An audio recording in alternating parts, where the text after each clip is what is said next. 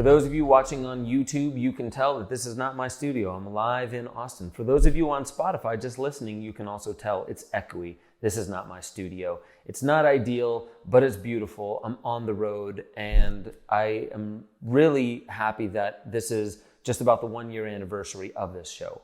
I'm super excited that you guys have been with me all along. You're going over to benjosephstewart.com. You're becoming a member, and you're signing up for the deeper dives. You're seeing the things that I'm not allowed to say on YouTube a little deeper. And very, very soon, we're going to have Charles Eisenstein, Foster and Kimberly Gamble, Patricia Eastman, Rafe Kelly, Naudi Aguilar, hopefully Mickey Willis, and quite a few other people in short documentaries going behind the paywall on benjosephstewart.com to support this news channel, the podcast, the Friday Night Acoustic Nights, and to expand as a media platform, because I'm telling you, I'm in Austin, I'm meeting people that are doing incredible things in tech, they're doing incredible things for freedom and censorship, and there is a mission that everyone here is oriented to. It's beautiful. I can't wait to tell you a little bit more about that, but I want to get into the Kyle Rittenhouse case a little bit today, talk about it mythically, talk about it specifically. Hopefully I can get into other things that are happening here in Austin. But first and foremost, I just want to say, smash that like button, comment below, subscribe to the channel if you haven't already. I'm really trying to get those subs up, as they say.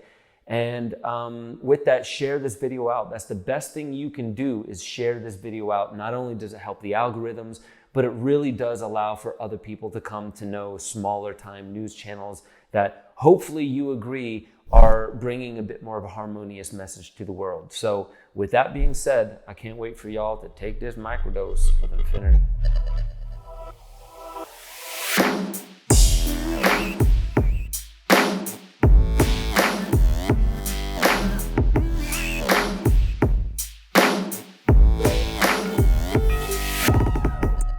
Welcome back to Waking Infinity News. As I said, I'm in Austin. There's a lot of incredible things going on. Let me just give you a quick breakdown of what happened.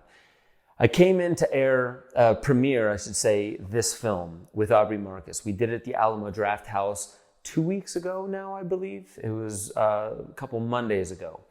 And it was an incredible event, got some great feedback. We're extending the film. I just want to talk about Aubrey Marcus real quick. I don't know how much you all know about him and his journey, but this man he's gone to Don Howard and Don Robert down in Peru. First person doing plant medicine, or maybe for him, maybe not the first time doing ayahuasca. But for me, it was, and I became really in love with Don Howard and his teachings, and so did Aubrey. I knew we were going to meet, and then all of a sudden, I meet him, and he tells me that he went into darkness. It was an incredible experience, and they're making a film about it. I was like, cool.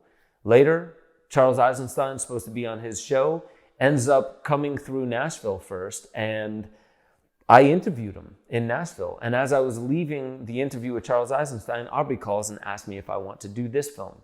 I won't get into the depth of it, but I just want to say that making films like this one is the reason I'm a filmmaker.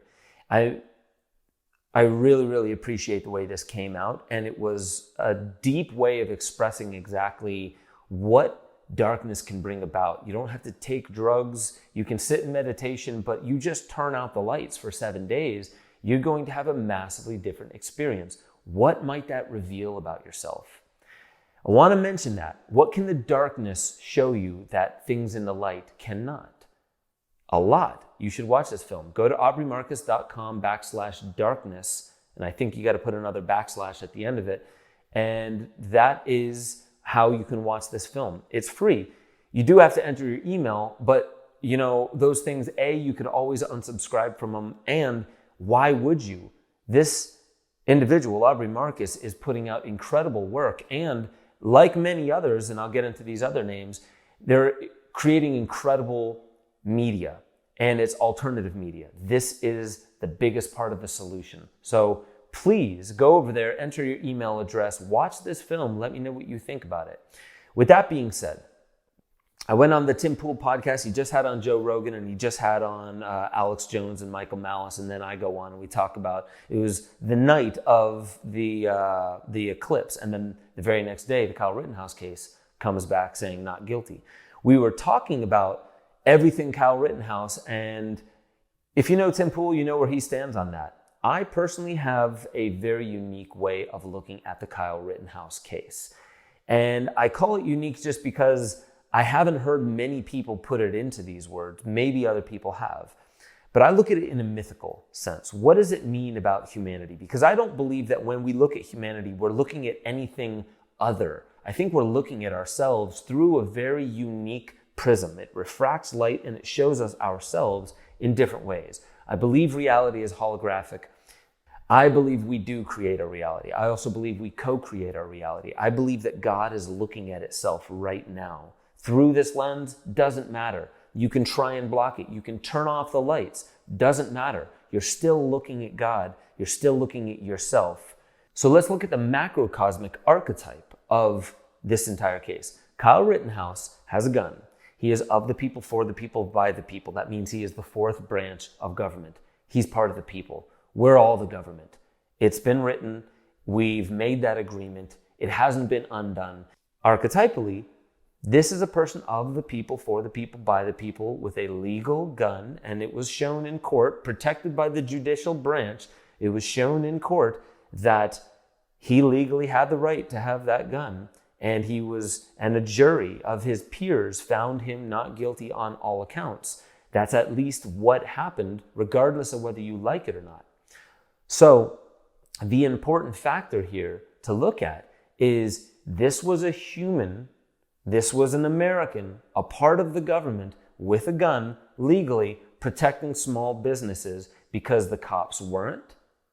And there's no blame here. We don't need to place blame. Blame only really serves to further segregate the divide between self and other, and acknowledging and surrendering to this is God, looking at God. You can't lie. You can't cheat. You can't steal. Everything is known. You are it, looking at it through the eyes of it. It is all God. It is all truth. It is all consciousness. It is all reality. However you want to put it semantically, harm never leaves the source because there is only one source. So what we're really looking at here is Kyle Rittenhouse was protecting small businesses. He brought a first aid kit to help other people. There was a purpose behind his being there. He was compelled. But what caused that? Well, some kind of violence, organized, you can say, in the streets of Kenosha. So he was compelled. But what compelled that? What compelled him to even have these freedoms? Well, media.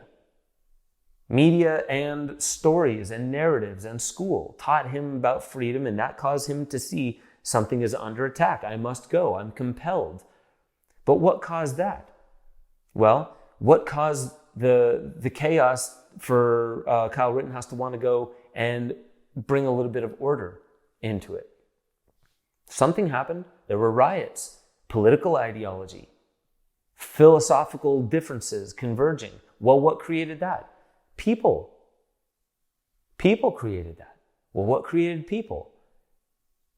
We're getting into this layer of we don't know how to explain what it is we're looking at, but look at how many people online are throwing around the words white supremacist, and look at how many of them are speaking with nothing but hate and loathing in their hearts. So I'll end on this. I went on the Tim Pool podcast.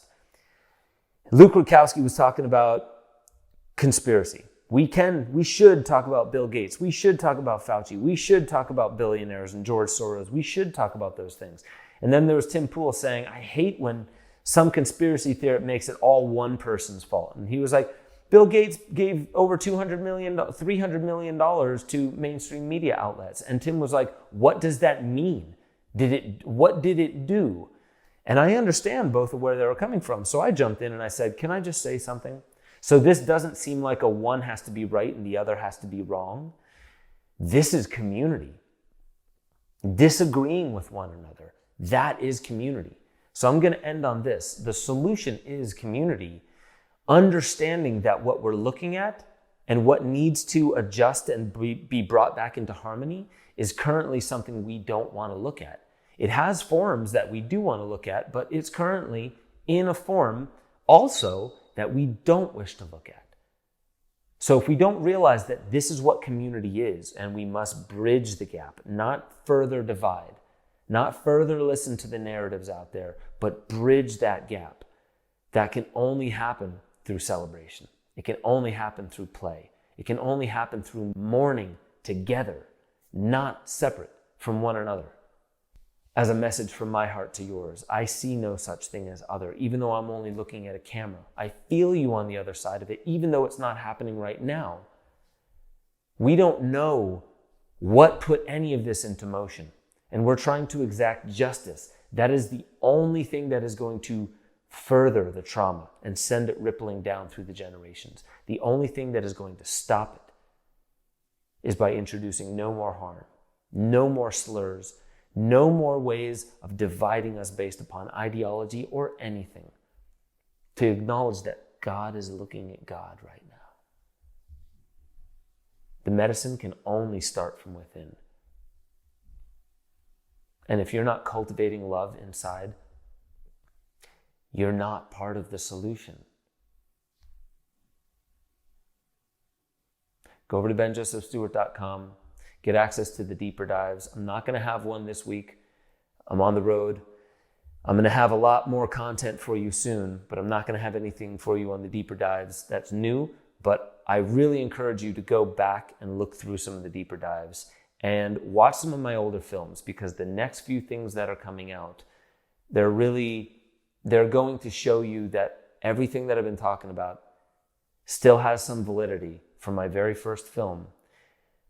But the way we cultivate it is getting easier and easier now. This crisis that we are facing is actually exactly what we need to cause us to become the medicine. So please go over to Ben Joseph Stewart, become a member. If you haven't hit that like button, fucking do it. And I'll catch y'all next time on Waking Infinity Moves.